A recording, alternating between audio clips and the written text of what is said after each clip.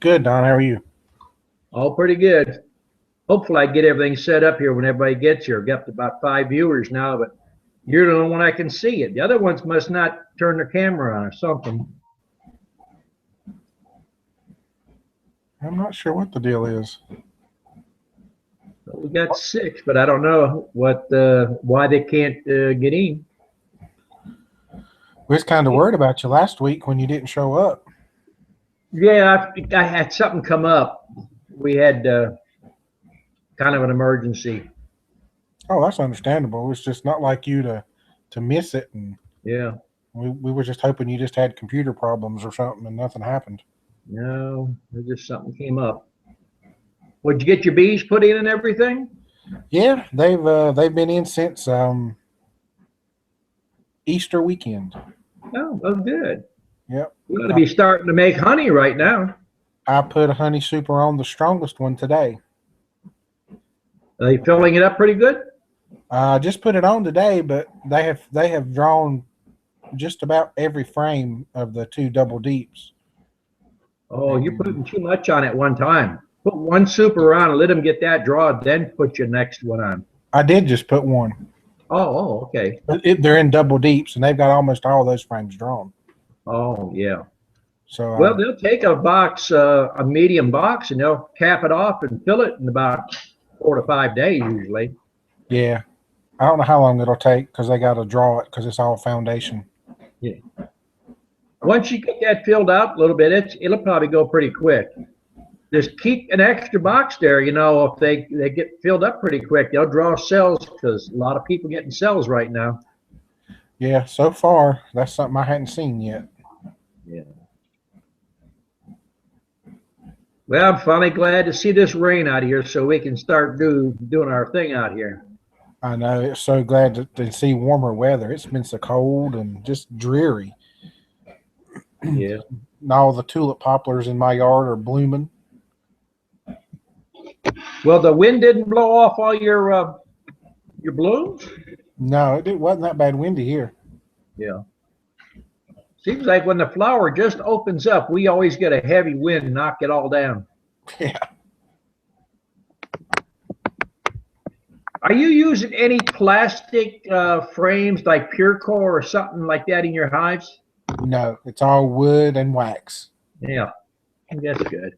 Well, that's what I try to do. But today we had a thing come up where we had some of the old style plastic where it's got the little short embossing on it, and the bees wouldn't work it. So what we did is we got our wax going. We was back there grafting today, and we just got a little bristle brush. It's like Harbor Freight sells. Right. They're called chip brushes. And we got the wax pretty warm, and we dipped that brush in there, and we just painted those plastic frames and just kind of scrubbed that wax back and forth into the plastic. And once you coat it like that and stick it in a hive where it's got frames drawn on each side, then they'll draw it out for you. But once they chew that wax off, they don't want to get on that plastic no more. Yeah, I think there might be some right sale on the 5 frames that came with the nuke, but everything I've put in has been wax. Yeah, I like to use the wax, but we started doing our grafting because it got nice and warm today. So hopefully we'll have a couple hundred cells coming off. Yeah, I hadn't got brave enough to try to make a queen yet. Although I have thought about splitting, but I just hadn't done it. Well, keep an eye on the box. When you make queen cells, when they get a little bit crowded, they'll start making queen cells. And the easiest thing to do is just take the whole frame and just move it to a nuke box. Yeah. Yeah. If you're brave, you could cut the cells out. Like if there's 10 or 15 cells on there, you could cut them cells out and transfer each cell. Yeah, I've got some nuke boxes ready just for that, but so far I haven't seen any. Well, that's what's going to happen once they start getting full. That's what they just normally do. You got to work with them. Yeah. When's the best time to do splits? Just whenever you have a sale, or is there like a spring or summer? Or... I start making my splits usually in the mid-February. Once the red maples start blooming, I'll make them all the way up way into the end of October. Do you let them make their own queens at that point, or do you still have cells? No, I usually keep cells going all the time. And if you got cool weather, see, this morning it was like 42, 43 degrees. And if you put frame of brood in there, the bees are going to cluster up around the cell, and all that brood that you put in is going to chill, and they'll just haul it out as dead bees, you know. Hmm. But if you just use a frame of honey with a cell in there, and you only need a cup or two of bees in there, and they'll keep that warm, and you don't have nothing you're going to lose. Now that's what we do. Now, if you keep them confined in a 5 frame box, you can have cells going all summer. So you got a cell anytime you need it. Yeah, I need more woodenware before I start that though. You got to get you a wood miser. I wish, but Well, comes in handy. I got to get a table saw first. Well, you don't look on Craigslist. They always have those old craftsmen on there, and those are the best ones to get. Yeah, I do, but I I done made a deal with my wife though that before I invest in any more in anything else, I'm going to make sure that I can at least do this and try to my best to keep them alive through the winter, and then next spring start doing my, looking more at building my own stuff. Yeah. Well, it's a learning thing. It just takes time to learn all that. Yeah, it does. And right now, I feel really overwhelmed with going through stuff. I mean, today's the first day that I've been in my boxes that I didn't find one of the queens, and that's kind of got me nervous. But I saw eggs. I saw lots of eggs. Well, see, you don't really need to find the queen every time. When you open that hive up, if you use minimal amount of smoke and that hive is fairly quiet, you have a queen in there. You don't need to spot the queen every time. Now, if Yeah, you're a new beekeeper and you're looking through a veil, you're only going to see 50% of what you're looking at. So a queen could run right by you, you'd never spot it. yeah, that veil does get in the way. Yeah. Well, that's the whole thing of trying to do these chats where people can explain what they're seeing and I can kind of help them through things. It's a Have learning curve. You're not going to learn it all overnight. yeah, have you ever had issues with or trouble getting bees to draw small cell foundation? No, not necessarily draw. As long as there's a honey flow on, or if you're feeding them, they're going to draw. Now, what kind of cells they draw, that's always a different story. If you got large cell bees and they've been on large cell for, several generations, they're going to draw larger cell or distorted cells. But if you're getting small cell bees that's been on small cell for generations, they shouldn't have a problem. Right now, we're throwing empty frames in there, not even using starter strips, and they're drawing nice, good stuff. Yeah, I thought about leaving a couple of mine in the honey super without starter strips, but I was afraid they would cross comb it.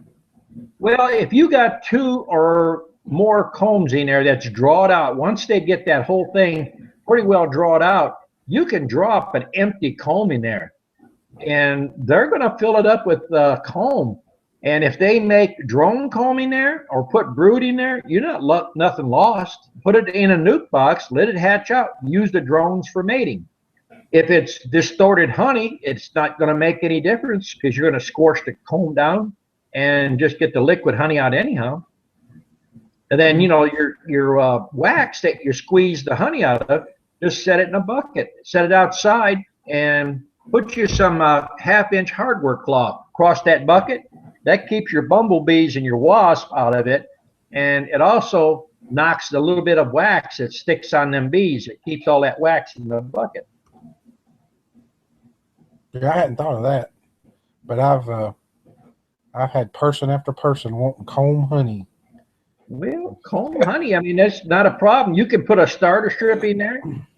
Even if you only cut a 1 inch strip or 3/4 inch strip and put it with the cleat bar, they'll make pretty straight comb.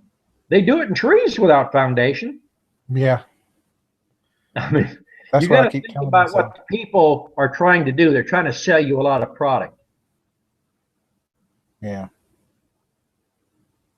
That's like when I put my took the because I took the feeders off today off of both of them once I seen poplars blooming and Why did you take the feeder off? um well I didn't really want syrup in the honey supers. Well, you've done yourself a disservice by taking those hive top feeders off. Now, if you stop and think about what I tell you, you're gonna hurry up, go back out there, and you're gonna put them back on. Now, the bees, when it starts to get warm, they have to drink water, right? Right. Now, if you watch the bees going in and out of your hive, part of them, probably 15, 20%, are hauling nothing but water. Now, if you put water in those feeders and keep it there all summer, you're going to make more honey because every single bee flying in and out is hauling nectar. They're not hauling water.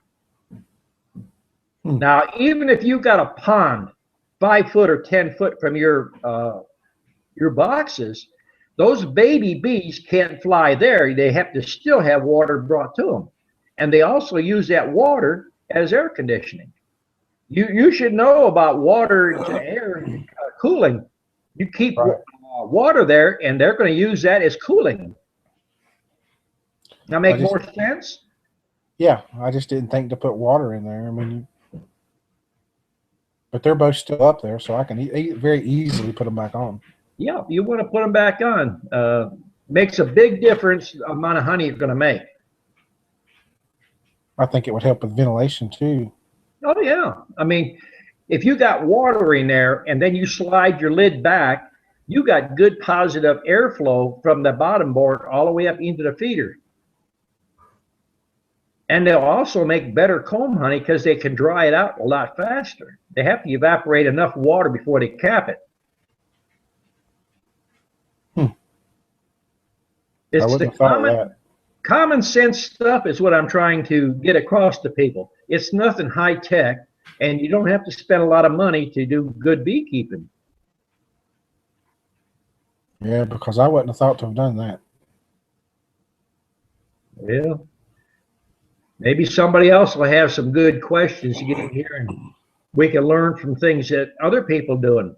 I mean, I'm learning just as much from other people. It's like, you probably never give it a thought, but when you stop and think about it, that makes a lot of sense. It Get really the metal does. off your beehive, that makes good sense. And then get rid of screen bottom boards, that makes a lot more sense. And then put that water up there, you're going to have a hive that's going to make a lot more honey. Yeah. Well, unfortunately, I do have screen bottom boards. That's just what came with what I bought. But I Well, got them solid. what you need to do is think about it. And if you was to go out there and walk on that grass first thing in the morning and look at your feet, they're going to be soaking wet, Mm-hmm. especially as much water as we've had rain. Now, when that sun hits that wet grass, that moisture goes up in the hive. Now you start to create moisture and a fungal problem. Yeah. Wouldn't the water in the hive top feeder, wouldn't that make a moisture problem too? Doesn't moisture rise? Yes. All right, you got a bottom board that's open, and the entrance of the bottom board there with that lid slid back, they have ventilation that way. Also, I drill a hole underneath the handhold on all my boxes. That gives them more ventilation. If you're worried about them robbing, get you that hardware cloth and cut you a 2-inch square and staple it across the opening.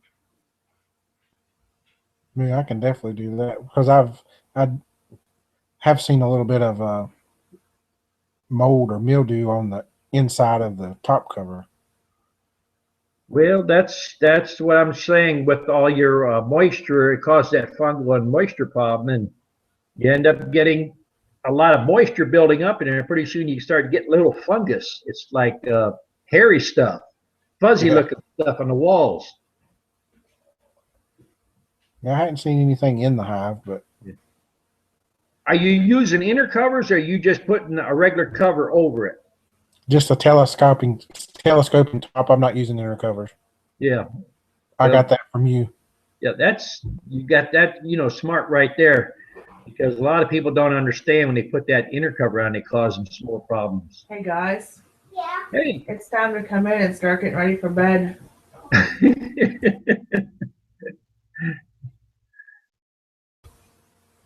you hear my wife? Yeah. She's telling the kids to come in. It's getting dark. Yeah. Well, Was anybody else gonna show up? well, I'm showing 11 viewers, and I don't know if I can't see them, but it shows 11 viewers watching. I don't know if they didn't turn their camera on or if they are just listening. But if they want to learn something, they can jump on in there or even text. I mean, I could read the text that they text. Yeah, I think they're. I think they've started that YouTube video thing again. What, they're watching the YouTube video instead of on here? Yeah, instead of be doing it live, I think they're watching because I guess it posts it as live, Oh, or yeah. and I think that's what they're doing. No. Well, they can jump in here if they want and ask questions. I'm hoping to get this thing figured out to where I can do it on a regular basis, where I tried getting on about 10 minutes early just to make sure everything was working today. Yeah, I'm gonna see if I can see where they're at. You might have to post a link to tell them to come in the chat room. Let's see. Where is David usually is on here. I've sent a link to, or I sent an invitation to everybody that was on the list here.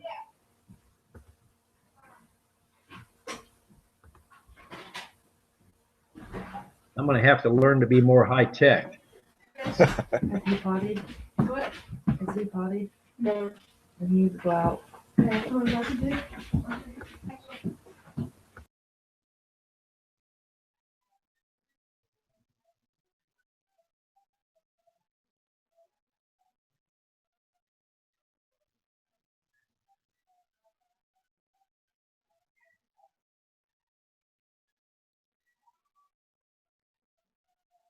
We're showing 13 viewers watching us right now.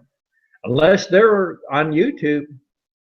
I don't know how to get over on YouTube at the same time. Well, that's kind of what I'm trying to figure out how to do. Well, if they can watch me right now on YouTube, all they need to do is go to Google Hangouts and they can get right on there and they can talk live.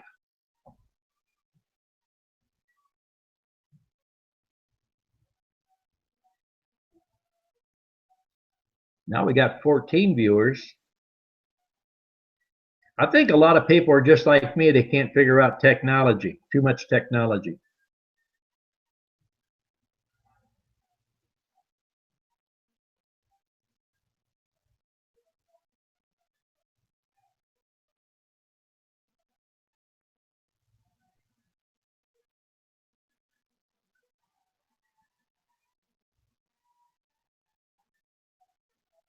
I don't know if they can read texting or not on that YouTube.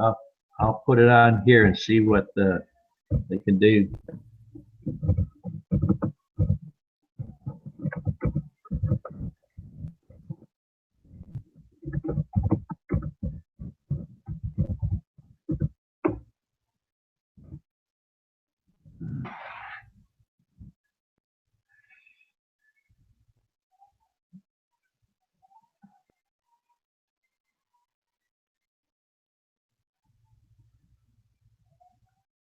My Facebook, if you could still hear me, my Facebook is messed up. That's why I haven't posted a link on the Facebook. If you're on that Fat B-Man group, go to there and just post a link here and tell them that the chat room is open and they can come in and ask questions, or they can watch it on YouTube. All right, I'll do that. David had it fixed, and I don't know, maybe I'm being hacked or something. It seems like it works good, then all of a sudden everything disappears on Facebook.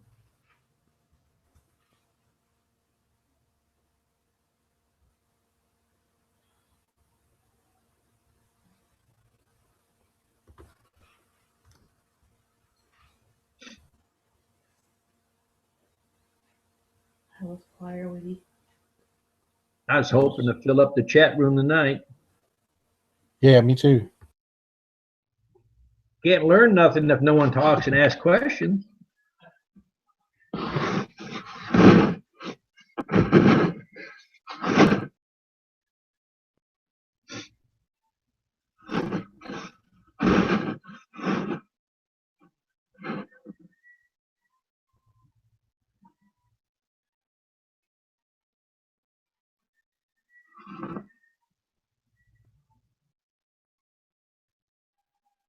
But we cut cells most of the morning, queen cells and hot queens all day, and replaced them with the cells. And we got a bunch of grafts up, so next week we'll have more grafts. We're going to try to do 200 to 300 grafts every Saturday.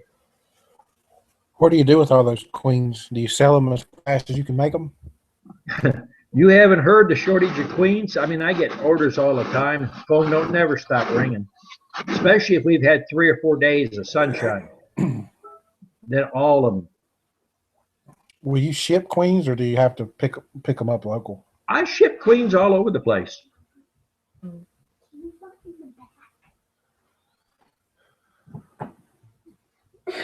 How much you get for a queen now? You still charge $25, or are you going up? No, I'm going to stay at 25. I think that's fair enough. I've been 25 for quite a few years. Right now, there's such a shortage out there. I've had people calling from all over the place. I don't know what happened. Just all of a sudden, the last month and a half, everybody's out of queens. Unless they're saving their queens to, for their nukes. A lot of people are getting into nukes, so they're not selling their queens and making nukes up. So.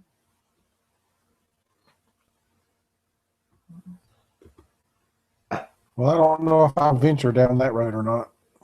You will. It's just the normal thing. Bees, they're going to multiply, and they're going to store honey. That's the thing that they're going to do. Oh, as far as I'm talking about grafting. Oh. Well, you can cut cells out or just move frames and end up getting quite a bit of bees. More than you can build boxes. Yeah.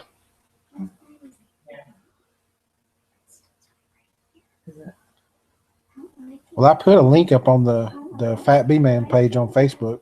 Yeah. Maybe they'll get over here. Does it have the number at the top? You copy and paste that over there? Yeah, I did. Well, maybe they'll show up. Your weight sheet on the address you have.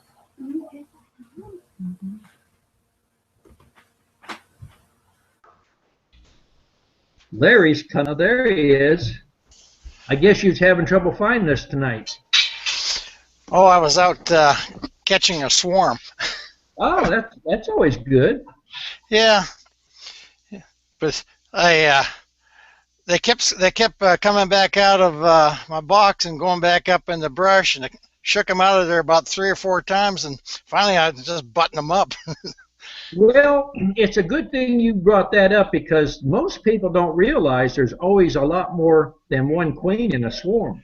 Right. What you do is get you something like a white sheet or something and throw it on the ground and shake them in that, and then go through it. And that way you can find if you got other queens. Always keep extra queen cages around your boxes or in the feeders and that. That way they're handy when you got a swarm. Well, last time I shook them down there, I didn't have a glove or anything, and they all landed on my hand. You know what happened? Well, haven't you seen me scoop them up with my hands? Yeah, but these ones left some stingers left in my hand. Oh, no, they won't do that. How you doing, Dave? Yeah. Hey, everybody. If he's trying to get on, tell him to go to Fat Bee Man group. There's a link up there. Fat Bee Man group, there's a link up there.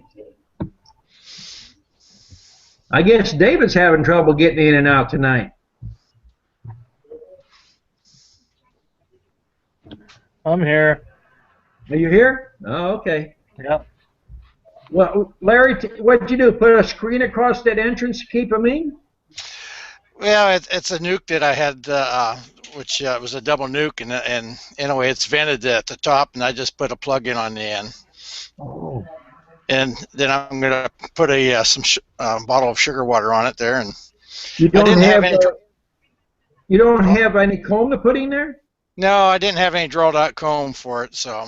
Well, don't you have any other hives right there? Well, that's what I'm gonna do, is go out here later on there and take some brood out of one of the hives, and hopefully that'll hold them in there. Well, you don't need to go down that far. If you go to your hive, put a little smoke on the super up there, and just reach to the middle and pull one frame out of the middle and have an empty frame. You don't even need foundation in. And just drop that back in, close your hive up, give it a shake, and put the frame of honey in that nuke that you caught that swarm. They'll stay.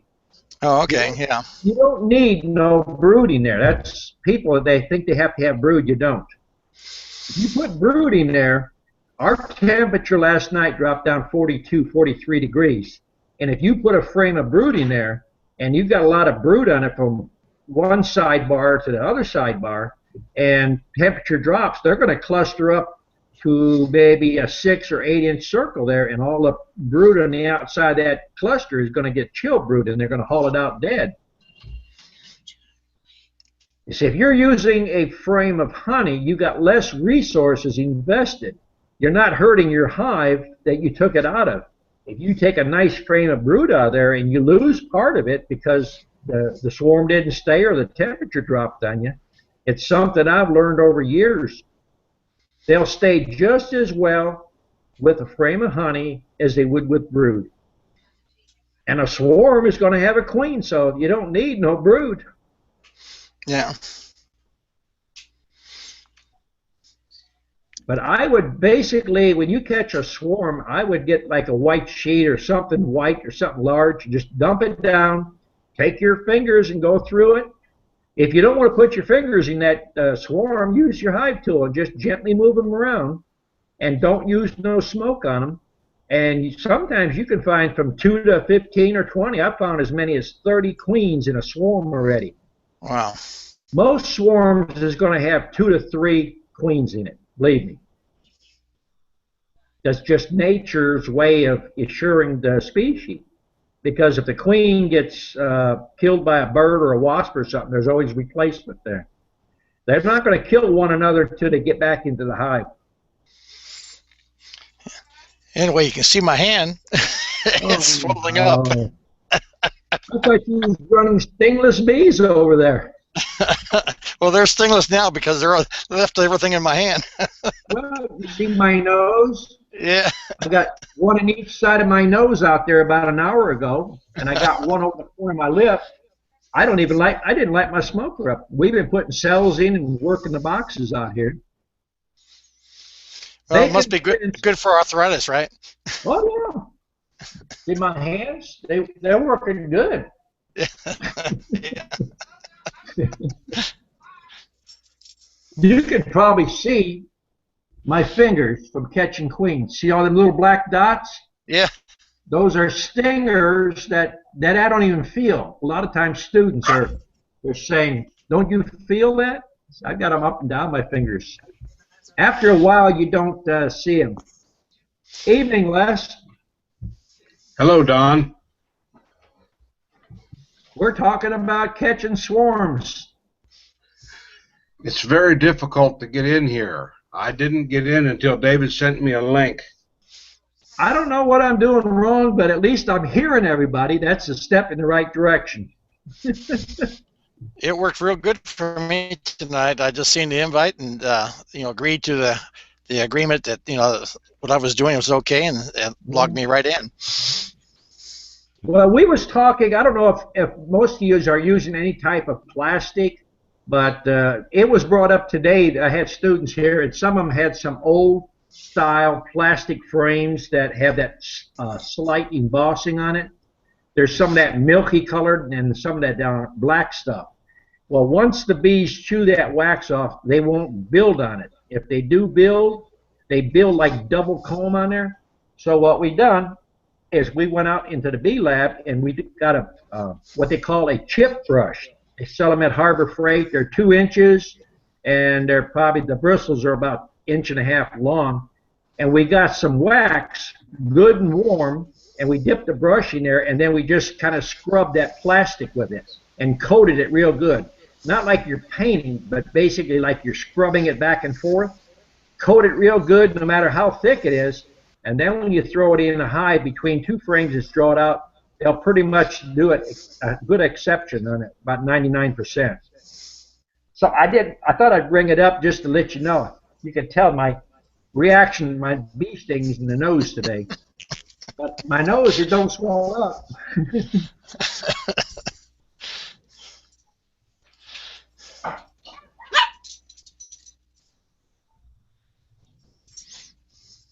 But if any of you's got any problems, now's a good time to tell me. And if you're not going down, everybody's getting swarms right now. So I would get down all the way to the bottom board and check it out. Look for cells, especially up along the sidebars is where they're going to hide them.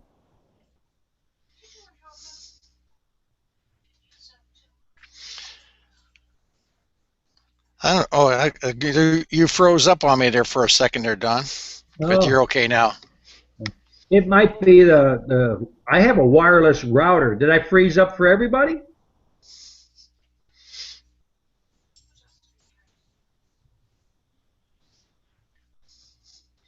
Must not have. Might have been maybe my bandwidth.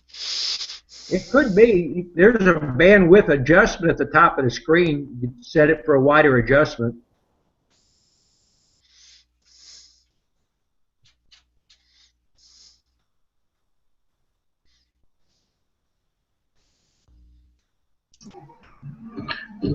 Got your queens this week, Don. Did you? How they doing? Doing good so far. You didn't do like a lot of people, put a nail through that candy end, did you? No. Okay. No. I lost one. You lost one? How'd you lose one? Oh, you had one that died when it arrived? Yes. Oh, well, take it down to the post office, and you're probably going to have to show them a picture of it. That's why we insure everything. Sometimes they toss them things around.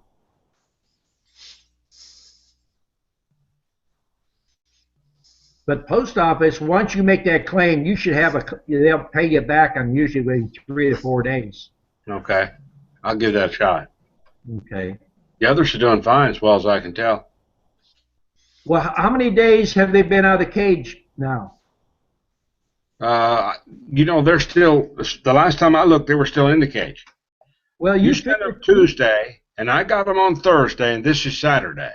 And I installed them Thursday afternoon, so they're still, yesterday when I looked, they were still in the cage. I just peeked in there. Well, when you installed them on Thursday, figure 2 to 3 days in that hive.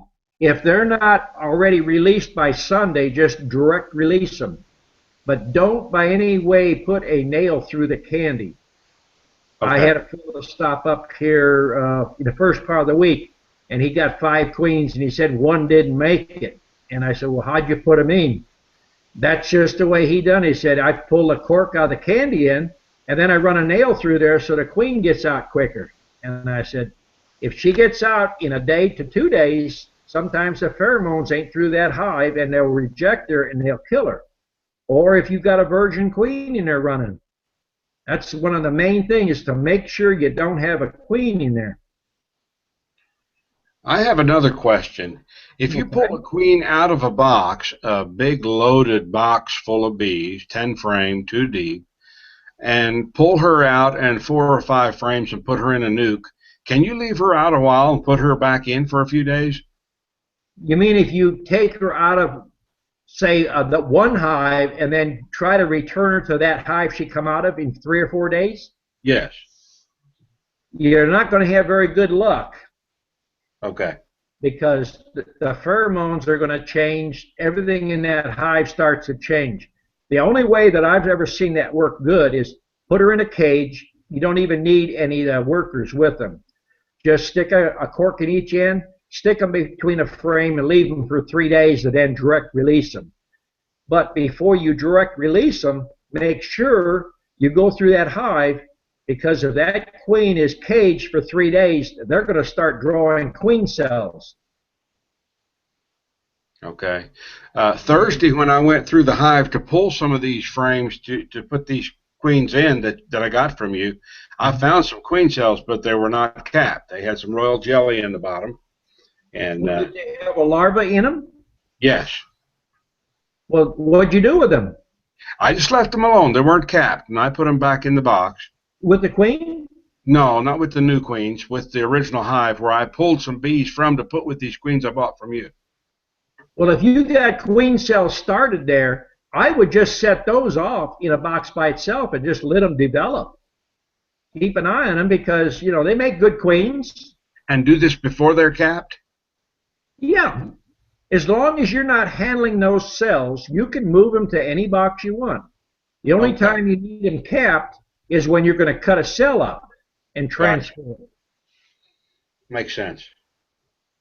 Well, I'm trying to show common sense stuff here. I mean, it's like swarms. Don't think you're just going to have one queen in it. You're always going to have more than one queen in a swarm if it's hanging on a branch or anywhere. I also put on those top feeders that your son built and put those on top, and they weren't using them very much yet. It must take them a day or so to learn where that is. Are you putting water in it or are you putting sugar water? Sugar water. Well, are you mixing it up thick enough? I take I take a quart of water and 2 5-pound bags of sugar. Well, that should be thick enough. But, you know, right now here, the privet is blooming, the blackberries is blooming, there's quite a few other things. So we're getting a lot of honey, and we're only putting about an inch of syrup in 5-frame nukes. And some of the nukes are pulling that sugar water down, and some are not touching it. They're pulling in enough nectar. They're going to pull a lot of sugar water if you put new combing. But if you got a hive that's established with drawn comb, they're not going to touch that sugar water.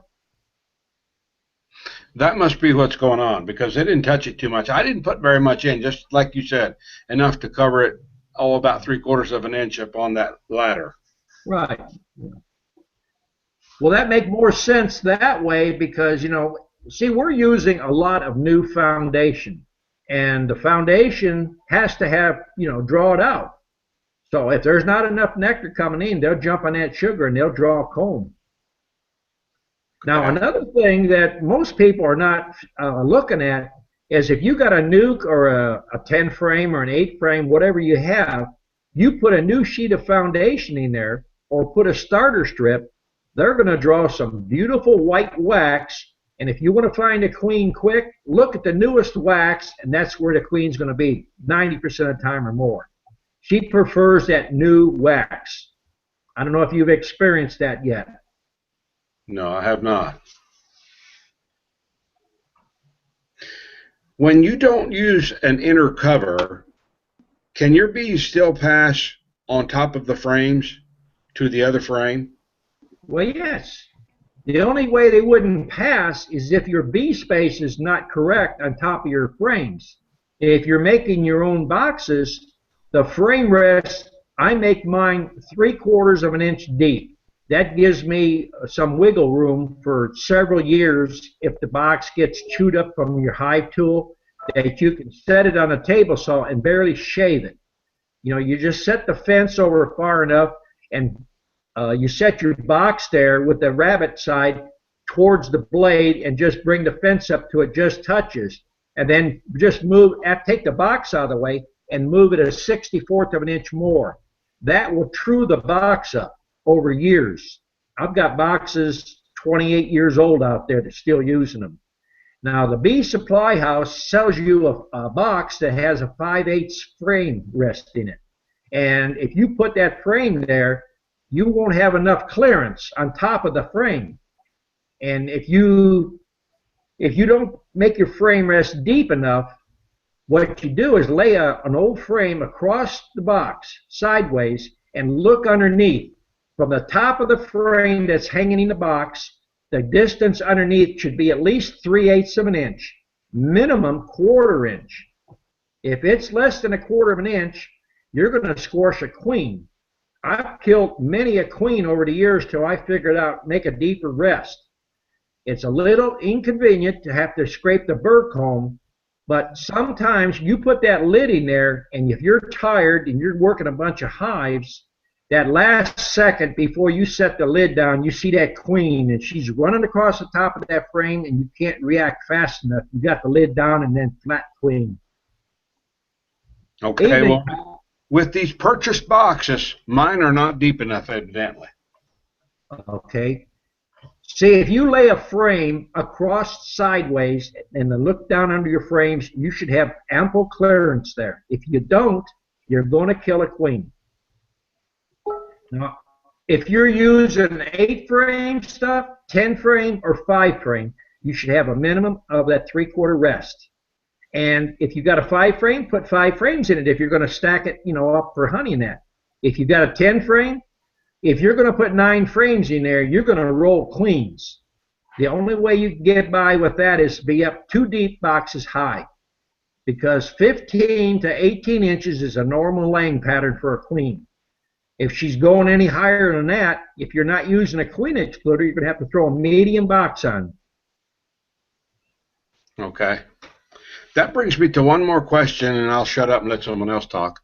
In a single frame or a single box, like I have a 10 frame box, single box, you put honey supers on top, and the queen's just all over the honey super. Is that a common problem without a queen excluder? Well, I just said a queen's going to run 15 to 18 inches. That's measuring from the bottom board up. Okay, that's tall, yes. Tall, okay? Now, if you're not using a queen excluder, you got to ask yourself, are you making bees or do you want to make honey? If you want to make honey, it takes more bees to make more honey. So just add an extra box on top. She's only going to go so high, and then she's going to stop. Okay, thank you.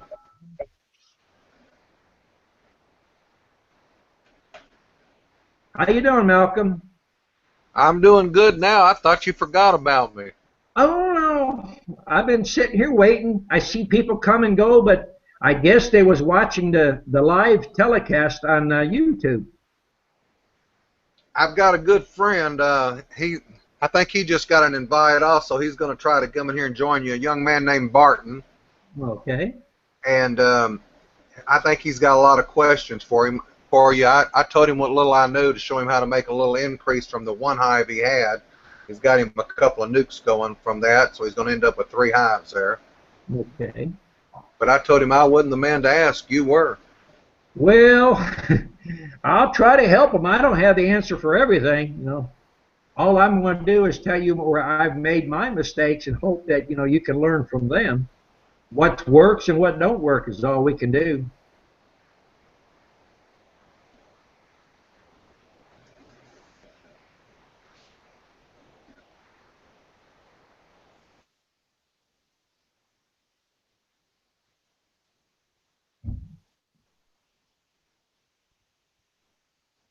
Nobody else going to ask no questions.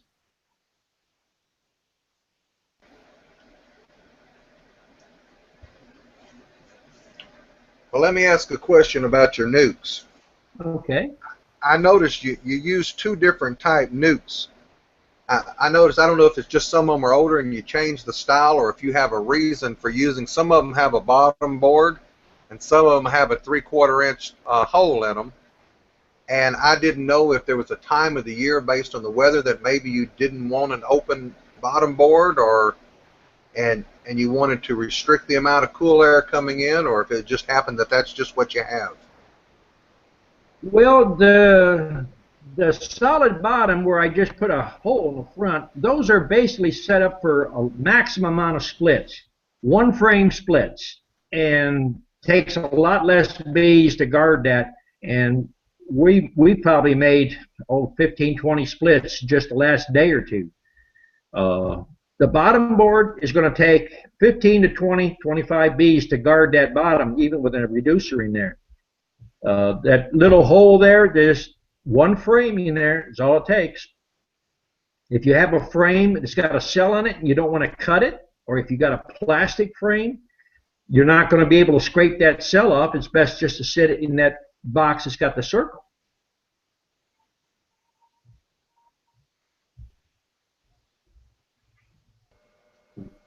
Okay, so you're using it kind of like you would use a queen castle.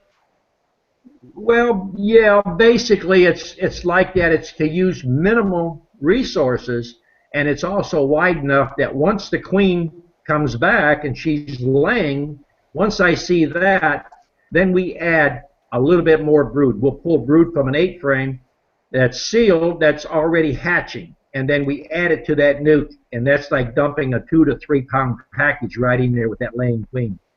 It's a way to take and turn around your nukes in about 14 days. Okay, so actually, what you're doing is you're putting one frame of honey in there, your queen cell, and some brood. Right. Mm-hmm. Now, on that brood, are you wanting some that's getting ready to emerge, or some that has just been capped, or a little of everything?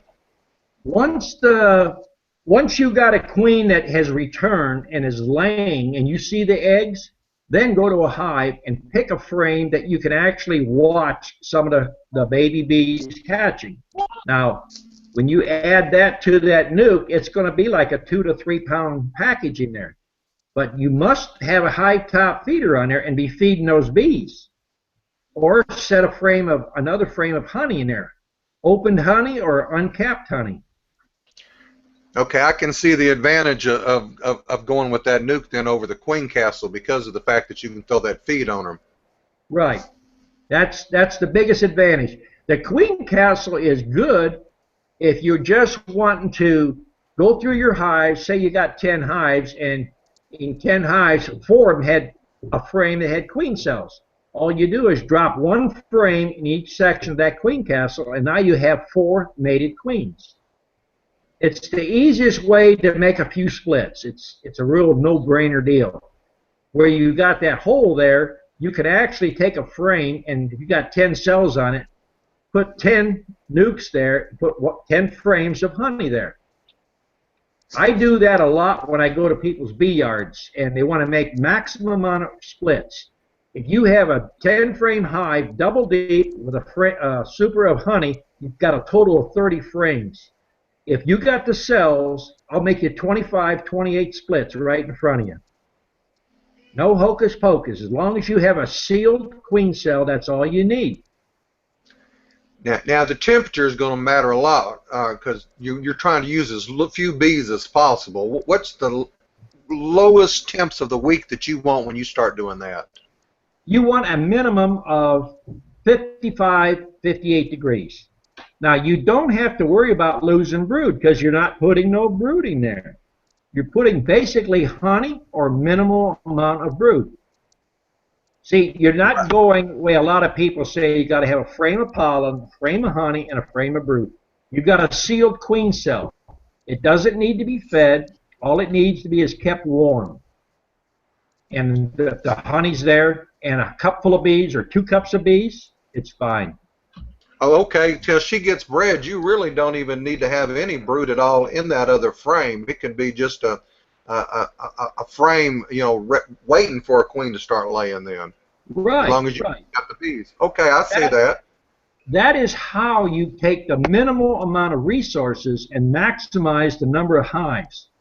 Anybody could go with 5 or 10 hives to 100 in less than 30 days using that method. If you take a frame of brood, a frame of honey, and a frame of pollen, and the temperature drops, you're going to lose 3/4 of that frame of brood. But if you've got a frame that's just honey and a cell that is sealed, you're going to need just a cup of bees to keep it warm. And once the queen is mated, now she comes back, and she's not leaving that hive, so you're not going to lose them resources. If you're doing a walk-away type split where you're using 3, 4 frames there, if she doesn't come back, she's leaving with 3 to 4 pounds of bees. That could be 10 splits you could make with that many bees or more. Right. Well, see, like that's the mistake I made this year. Our weather fluctuates here in Oklahoma. We never really know if in March if we're going to be warm and stay warm, or if it's going to snow May the 1st. It happens here. So, yeah, this year I went and made some splits. I made about 7 splits at the end of March. We had a warm front and it looked like it was going to stay. And all of a sudden we got a cold front. The next thing I knew is out front of my nukes I found some where they just gone in there and pulled them out. I had some frozen brood. They just yanked them out and threw them on the ground in front of the hives. Yeah, that's a normal thing right there. Whereas if I had just put in a empty frame in there with just the queen cells and the bees, I wouldn't have lost any brood at all. Well, you 'Cause- need at least a half a frame of honey. You got to have enough honey to maintain that hive, and you got to have at least a cup to 2 cups of bees if it's going to be cool weather. They'll gather around that cell, and they'll get tight around it. They'll make it as tight as your fist, and they'll protect that cell. And once she goes out and mates, she's not going to leave the hive again. So as soon as you can see eggs being laid, now you verified that she's mated. Then you add your extra resources. Alert. Warning. Your alert warning detection system has been activated. The person calling you right now is a psychologist. Somebody's getting a weather warning. It wasn't a weather warning. It was an ex-wife warning on the phone. I had to turn it off. But just a reminder of why she's an ex-wife. But I want to thank you there, Don, because you cleared up a lot for me, and I can see how I can start making my splits a lot earlier by using your method and using less resources. I can start earlier once I got them drones out there, and I can basically know when I'm going to have good days in the 50s and 60s that she can go out and make her flights as long as we don't have rain. So I want to thank you very much for clearing that up for me. I appreciate it very much. My friend Barton's in the room now that I told you about, and I'm sure he's got a ton of questions for you. Well, how you doing, Barton? Good. How are you? Can you hear me? Just jump on in. Yeah, we hear you. All right. Good. Yeah, Malcolm's been helping me figure out doing some splits for the first time. I did have a question. If you don't have enough honey, is putting a 2-to-1 syrup on a feeder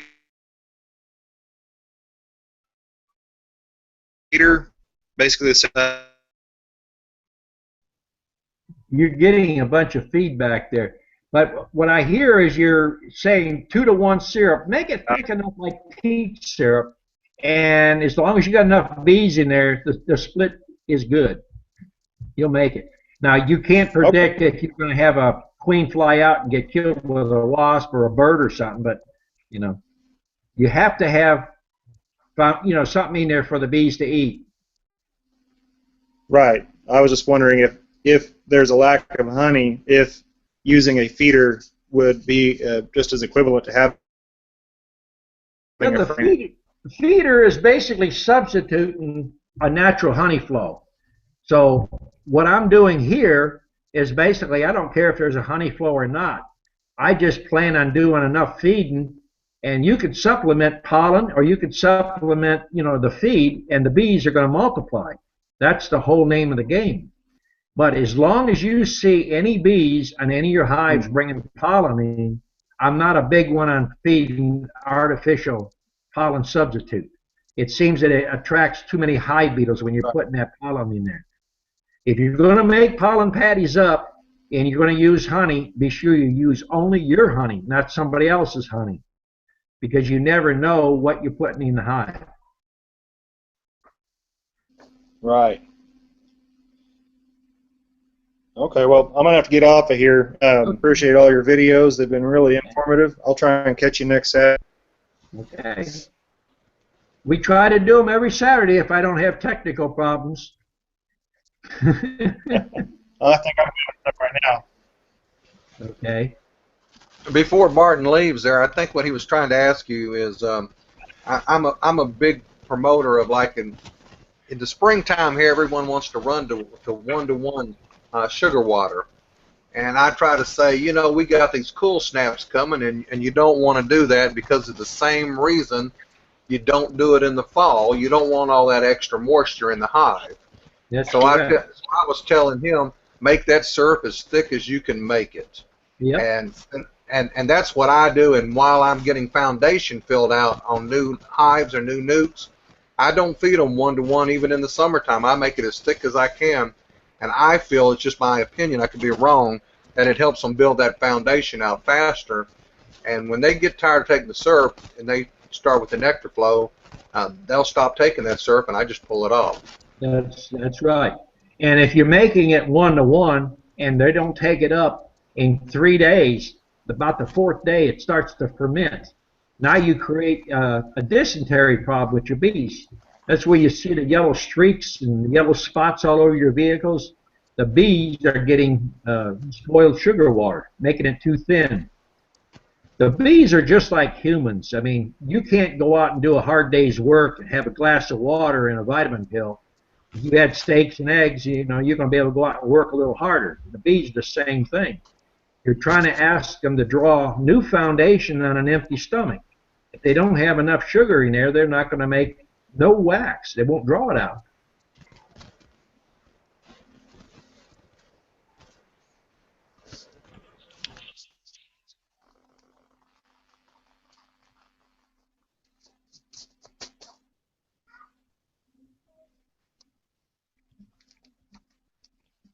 Everybody awful quiet tonight. You know, these people and nobody asking questions tonight.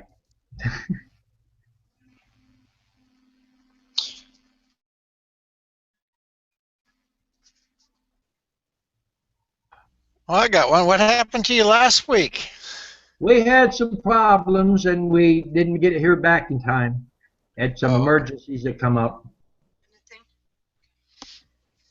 It wasn't technical. It was fat B-man problems. We have things that come up in life that we got to go out and get tended to. All right, Fat B-Man, Don, I've got another question for you. Okay. Towards the end of the year, when you're getting ready to overwinter your nukes,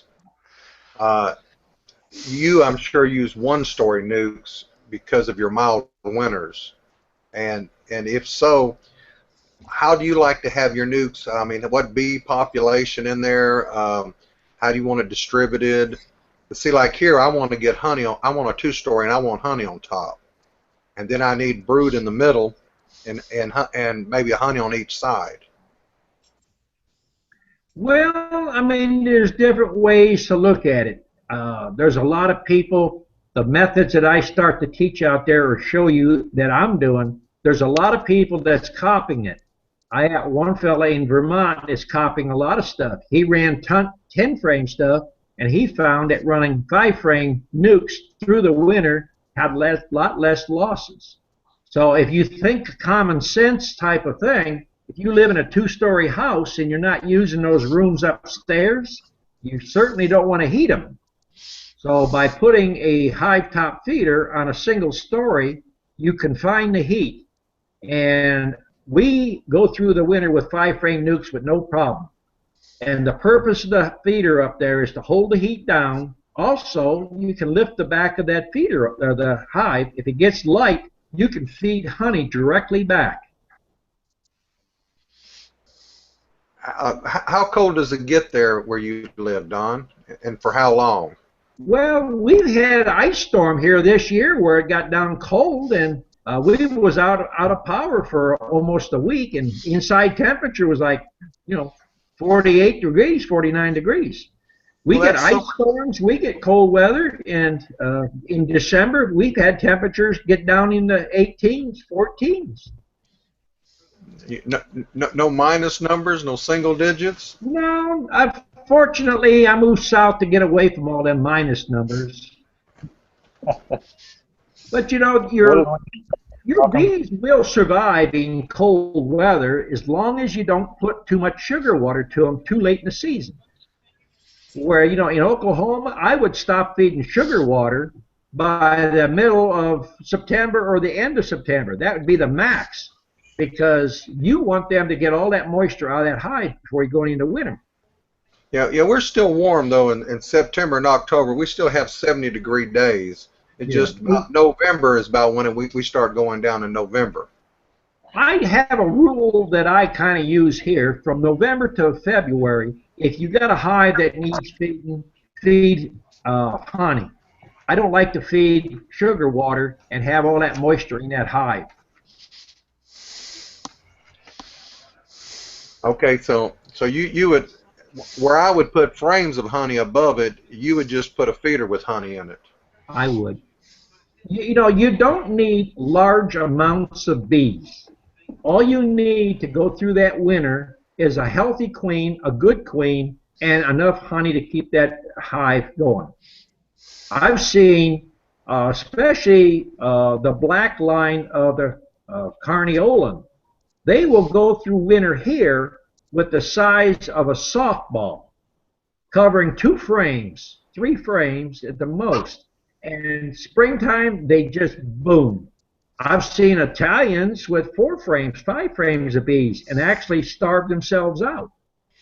That's why I don't run purebred Italians no more. I'm just trying. I can't figure out in my head how I'm going to reduce them down I've seen to a small size. especially the black line of the carniolan. They will go through winter here with the size of a softball, right, covering 2 frames, 3 frames at the most. And springtime, they just boom. I've seen Italians with 4 frames, 5 frames of bees and actually starve themselves out. That's why I don't run purebred Italians no more. I must be I hearing can't deja figure out vu. in my head how I'm going to reduce them down I've seen to a small size. especially the black line of the carniolan. They will go through winter here with the size of a softball, right, covering.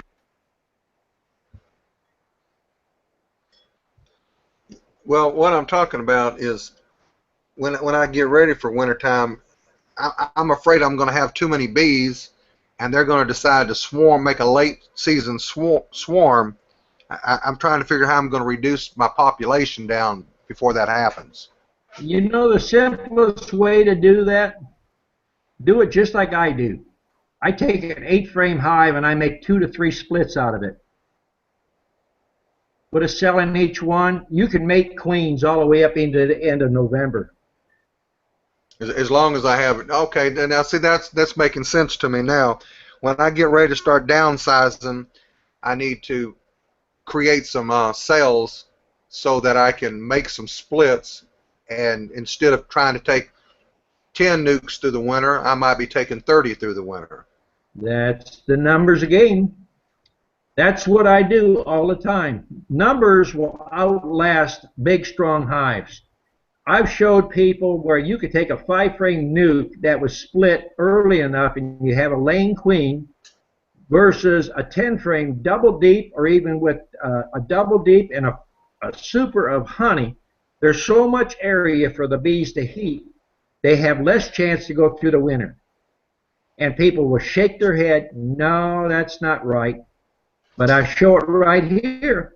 Bust those hives in September, make multiple hives, they go through. Numbers will carry you.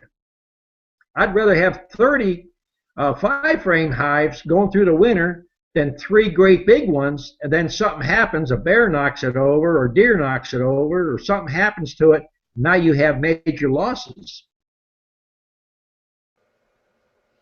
Well, I usually go through the winter with 2 deeps, a super of honey, and a candy board on top of that. Well, I don't use candy boards. If you're having good luck with them, it just seems if you get your bees in shape in September to October, you shouldn't have a problem. If you putting candy boards on, that's telling me you pulled too much honey or you've got too big a populations. You should have split and made more nukes out of it.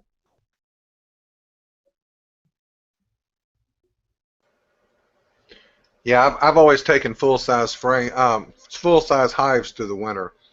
This year is going to be the first year I decided to take some nukes through the winter. I'm trying to put everything I'm learning from you into effect. If you get your bees in shape in September to October, you shouldn't have a problem. If you putting candy boards on, that's telling me you pulled too much honey or you've got too big a populations. You should have split and made more nukes out of it.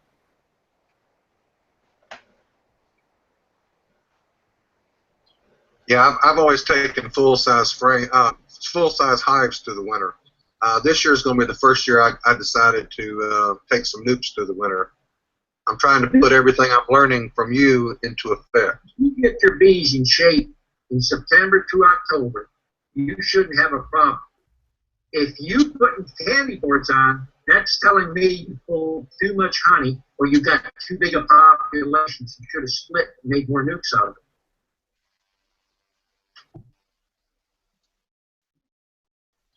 Yeah, I've always taken full-size hives through the winter. This year is going to be the first year I decided to take some nukes through the winter. I'm trying to put everything I'm learning from you. We're getting a bunch of feedback tonight. But if you decide that you're going to run full-size hives through the winter, just try doing 4 or 5 or 6 nukes, and you're going to see a lot less of a percentage of losses through the winter. When people say they're losing 50, 70% of their hives, then it's causing themselves a problem. I'm trying to put everything I'm learning from you. We're getting a bunch of feedback tonight. Yeah, and it looks like it's coming through Jimmy's mic. I'll start singing a little. I hear my conversation coming through Jimmy. 4, 5, or 6 nukes, and you're going to see a lot. See, it goes away when Jimmy mutes his mic. Yeah, he's getting a lot of feedback through the whole thing here. Jimmy may have 2 windows open. He might be watching YouTube at the same time he's watching this live. No. There's a time delay right there. No, I'm gonna. Yeah, I'm gonna go out and come back in. Mike, I'll start singing a little. I hear my conversation coming through Jimmy. 4, 5, or 6 nukes, and you're going to see a lot.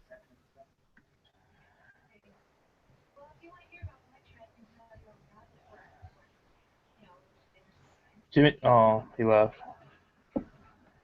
Headphones really makes it a lot easier to attend these because you don't get feedback from your speaker to your microphone. Am I the one getting the causing that feedback? No, I think Jimmy had his volume up, so his speakers are feeding into his microphone. Oh, yeah. I was concerned it was me. I'm watching you on my cell phone. Oh.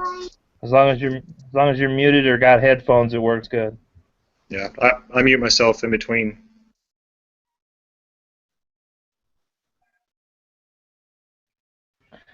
Don't get mad if I mute you. I'm just trying to prevent the feedback. We won't I learned get a long mad time at you. ago. I've I been learned a long muted time too. ago. Yeah, I won't mute you, Don. Yeah. Dean wants to know what's the quickest way to raise queens. Your quickest and least troublesome is the best thing to do is run 5-frame nukes, or if you're running 8-frame or 10-frame, keep them in a single story and pour the feed to them. As soon as they get crowded, you're going to have more cells and you can build equipment. That's not high tech, it's just low tech and a lot of work. You're going to have to use wood and wax. You can't use plastic because you're not going to be able to cut cells out of plastic. The best way to cut your cells out is find a boning knife or a small steak knife. The thinner the blade, the better. A boning knife, which is only about 3/8 of an inch tall, and it's about 5 inches long, and it's really thin. And what I like to do with a knife is keep some water out there and keep it worked real good.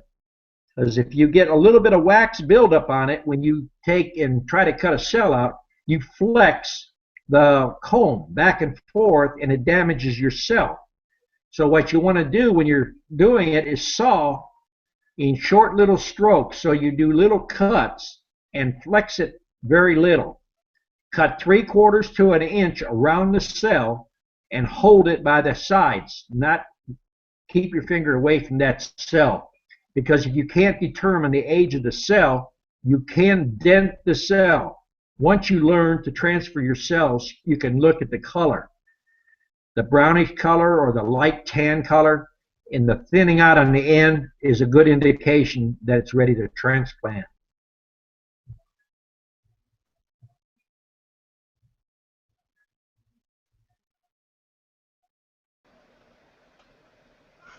Well, Don, let me ask one more question before I run back to work here from what I'm being paid for. It's not being here, but Now, I mix my sugar water while I'm building foundation and really putting it to them. I put it 2 to 1. How thick are you making your sugar water? If you open a can of peaches and you pour the peaches into a bowl, you see how thick that syrup is? That's what you want, that consistency or a little bit thicker. If it's any watery or if you're pouring it and it splashes a lot, it's telling you it's a little bit too thin. Thin syrup is going to ferment in 3 days or 4 days when the temperature goes up. And fermented sugar water is going to get your bees diarrhea or nosema. You open a can of peaches and you pour the peaches into a bowl. You see how thick that syrup is? That's what you want, that consistency or a little bit thicker. If it's any watery or if you're pouring it and it splashes a lot, it's telling you it's a little bit too thin. Thin syrup is going to ferment in 3 days or 4 days when the temperature goes up. Hey, Don, can you hear me? Yeah. Hey, how much syrup of that thickness would you say a strong 5-frame nuke should go through in a day?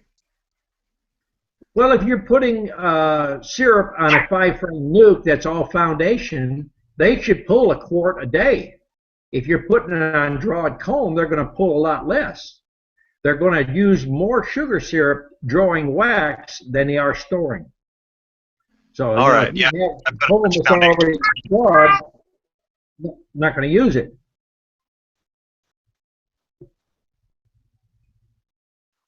Okay, yeah. I put all but 2 of the 5 frames are foundationless.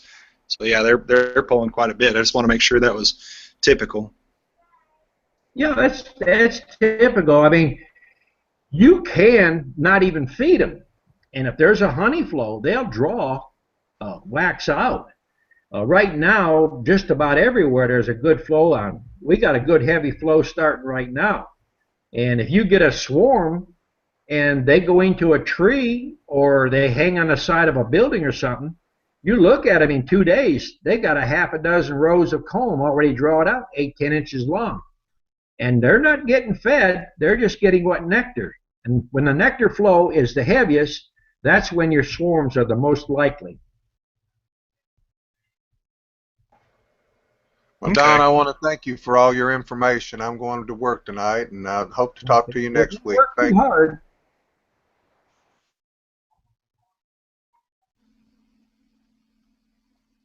I hate anybody has to work hard.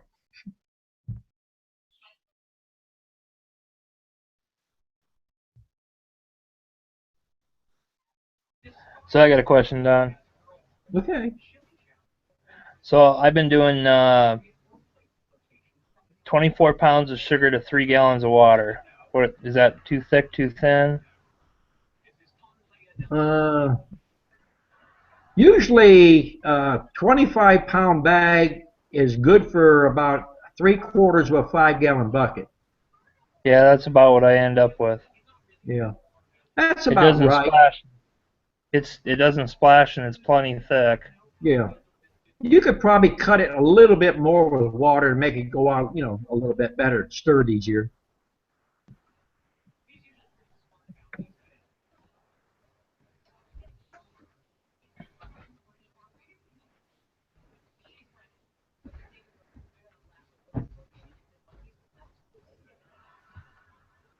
Actually, it's right there.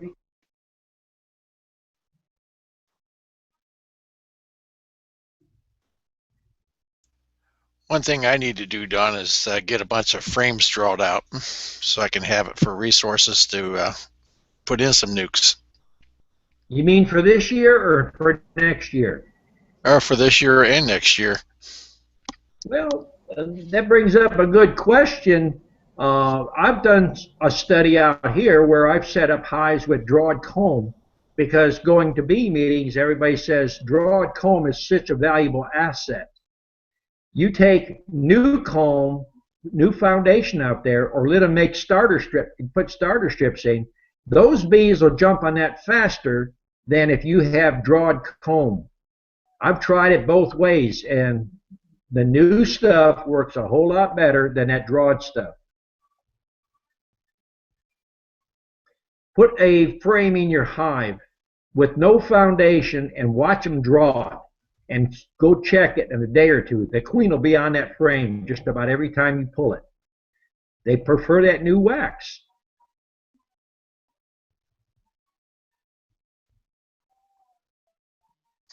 And what about for a honey flow? I mean, it's a lot better to have drawn comb ready for the honey flow, right? Well, I mean, you know, it's if you're pulling honey and extracting it and throwing the supers back on. I personally would put, if you took a super and extracted it, when I went to put it on, I would make 2 supers out of that. And I would take every other frame and just put a starter strip or no wax at all and just let them draw on a honey float. You're going to lose a little honey because they have to use resources to draw wax, but it depends what is more important to you. What is a more valuable resource? And drawed comb seems to be what you're looking at.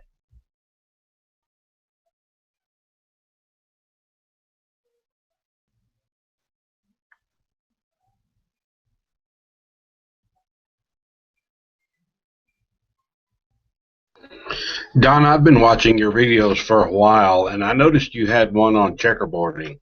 What is the true purpose of checkerboarding? What would that be for? Basically, it helps keep the hive from swarming.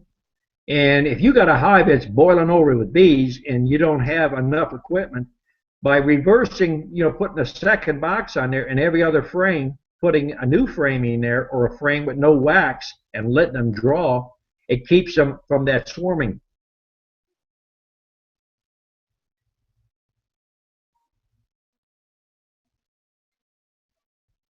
I've used that method a lot of times just to kill a honey flow. I want to make bees. I don't want to make honey. Too much work in honey.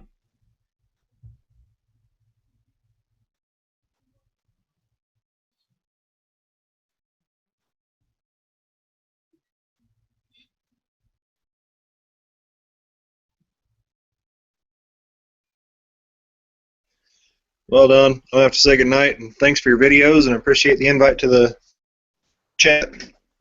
Okay. Does anybody else got any questions? Don, how do you judge if your hives are heavy enough to go through the winter, or if they have enough feed to go through the winter? Well, if you lift the hive up in the back, you can usually feel if you got an 8-frame hive and you got about 30-35 pounds in there, they should go through the winter. I run hive top feeders year round. So if the hive does get light, you can add honey. And you can add honey from November to February. You're in just about the same locale as I am, but you should have more than enough honey to go through winter. You're going to have to basically experiment one hive, run them a double deep, and the other one run it in a single, and see for yourself. I can sit here and tell you all the methods that I use, and whether you're going to apply them or try them, you have to see them firsthand to experiment, to see it. So you would run single deeps, not doubles, through the winter? I run singles. I run lots. I get everything I have in 8-frame. If I can get it by September 15th into 5 frames, that's what I do. But if I don't have enough students out here breaking stuff down, sometimes I run through the winter with 20, 25 8-frame hives. And they're not as good a shape as your 5-frame boxes. When you feed honey back, do you feed straight honey right out of the jar, dump it right into the feeder, or do you dilute it? Right out of the jar. Never add water to honey to feed it back to bees. It'll cause it to ferment.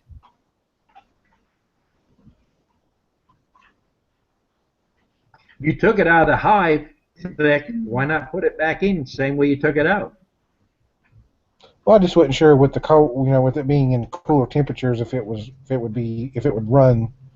get to where they could get to it, I guess is what I'm trying to say. Well, if you got your hive set up properly, no matter how cold it is out there, honey's going to flow.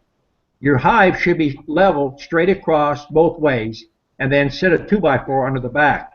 That's going to give you an 1.5 inch fall to 20 inches. And then pure honey in 3 days, 4 days, it's going to slowly move to the front. It's the lowest point of the box.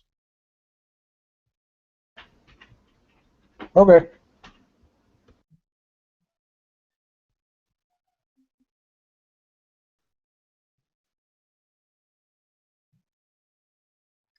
Well, if nobody else got any more questions, I'm going to head out. Get me some good questions going here next week. Get my thinking cap on. Got a haircut, so it'll fit better.